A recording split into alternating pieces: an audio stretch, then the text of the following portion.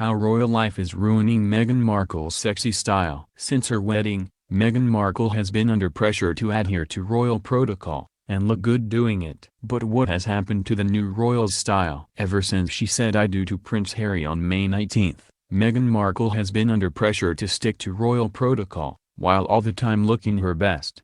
But for the past 6 weeks, the new Duchess of Sussex's fashion selections have come under fire, from her choice of sheer pantyhose to the tailoring of her dresses to her oversized pumps. Drawing particular ire was a blue and white Oscar de la Renta dress that she wore on June 17 to the wedding of Harry's cousin. The internet caught fire with incendiary criticisms of the $7,000 frock's too long sleeves and ill-fitting torso. On Twitter, it was compared to both a sack of potatoes and the Gone with the Wind scenes where Scarlett O'Hara fashions a dress from curtains.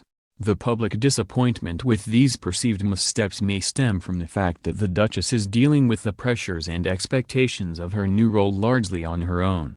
Before the wedding, Meghan had a secret style weapon, her best friend, Jessica Mulroney. Now, it seems they're not working together as closely, and it shows. The Toronto-based professional stylist is credited with advising the then-actor on her wardrobe choices and introducing her to new designers. As a result, Meghan was praised for her casual, chic style, as she embraced hip Canadian labels such as Erdem. When she wore ripped mother jeans, a white boyfriend shirt by Misha Nanu and an Everlane tote for a date with Harry this past September, all three pieces saw an immediate sales spike.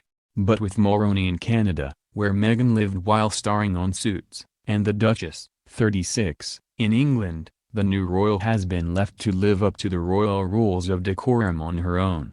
The royal family is a firm and the protocol is huge, British designer Caroline Castigliano said. "We're seeing everything about Meghan change. It's very difficult when you're 36 to do this. It's far easier when you're in your early 20s and they can mold and adapt you. It's a much bigger job for Meghan. It must be unbelievably difficult that Meghan was a working woman and had her own style. So it's out with the ripped jeans and messy bun, in with the oh-so-modest, below-the-knee dresses. Goodbye to the casual totes and body cross bags. Hello to ladylike little clutches. Gone is the Meghan who dared to wear a very sexy, sheer and metallic gown by Ralph and Russo for her engagement photos. One of the biggest changes has been to her palette. Previously, Meghan wore plenty of bold hues, scarlet red, midnight blue, forest green, plus rich plaids and stripes. Now, she all but fades into the background in white, cream and the palest of pinks. Royal watchers say the wallflower look is in deference to Queen Elizabeth,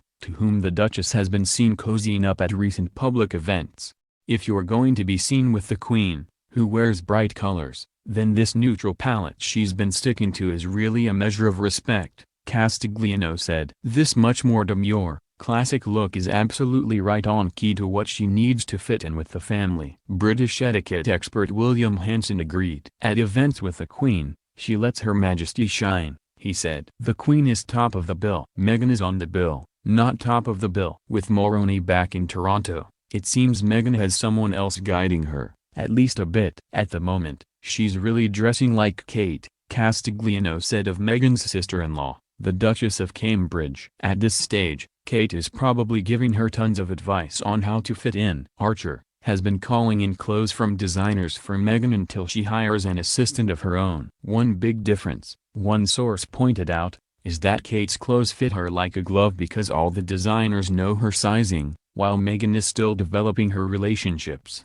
Internet critics cluck that the clothes have too often been unflattering, frumpy waistlines, too long sleeves, hems that hit at an odd point on her calves and a series of hats and fascinators that seem to age her. The wags even latched onto Meghan's shoes appearing to be too big and gaping at the heel and toe. As it turns out, there's a good reason why. Fashion expert Harriet Davey told The Sun this week that celebs often go a size up, or even two, in the shoe department when they're at an event or on the red carpet, to avoid blisters. According to Hanson, Meghan will almost certainly have to find a stylist soon. "I believe that the Duchess of Cambridge did not have a stylist at first and very much said, 'I'm going to do this myself,' but soon realized she needed some help. I believe Catherine now has a stylist, at least part-time, and that's highly likely what will happen for Meghan.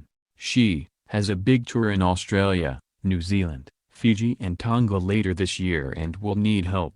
he said. In 5 months, Meghan won't be making these minor mistakes. Castigliano agrees. In fact, she predicts that the Duchess of Sussex will slowly make a return to the stylish, youthful Meghan with whom the public first fell in love. Over the next year, Meghan will have more designers throwing themselves at her, and she will adapt her style, she said. It will be fabulous when she takes everything she learns and Meghanizes it.